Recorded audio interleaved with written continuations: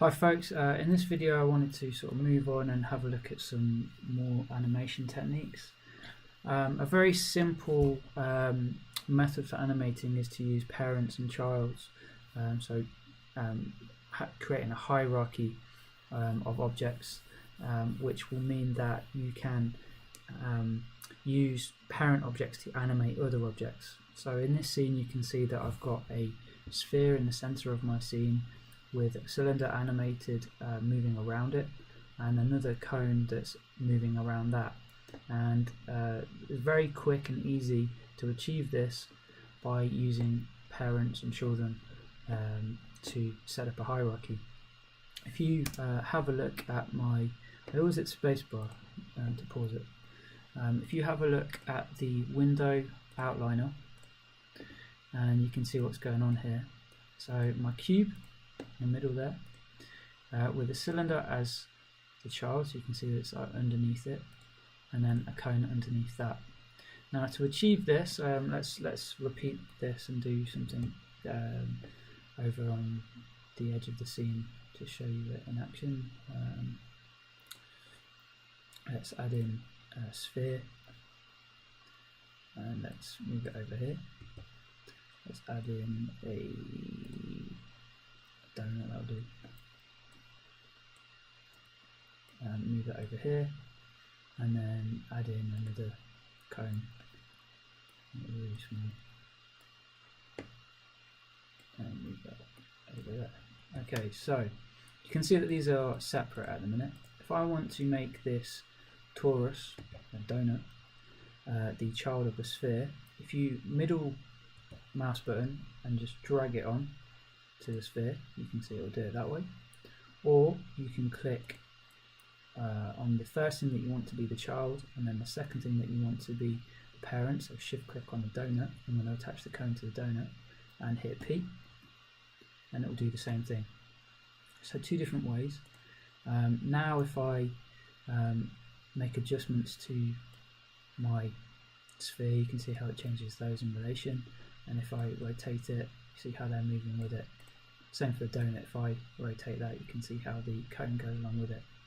Okay, so let's animate this then. So first things first, I'm just gonna, sometimes it's always good before you start animating objects, if you've moved them about, made adjustments, and you want to be sort of sure that things are working the correct way, it's a good idea to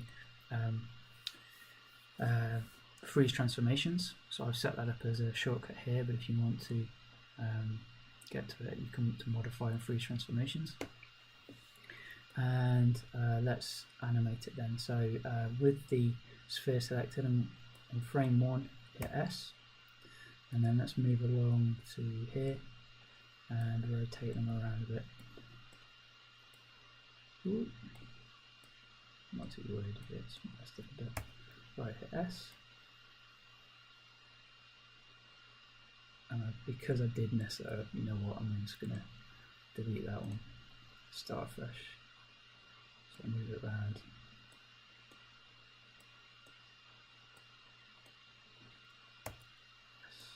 There we go. So it's rotating around, just like this one.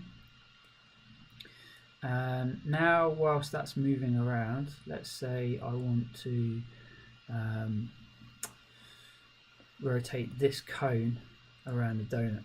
So if I pick the donut and hit on frame 1, hit S, and I'm going to make it rotate a bit sooner, a bit quicker. So let's go about halfway and rotate, hit S, and then move it around again,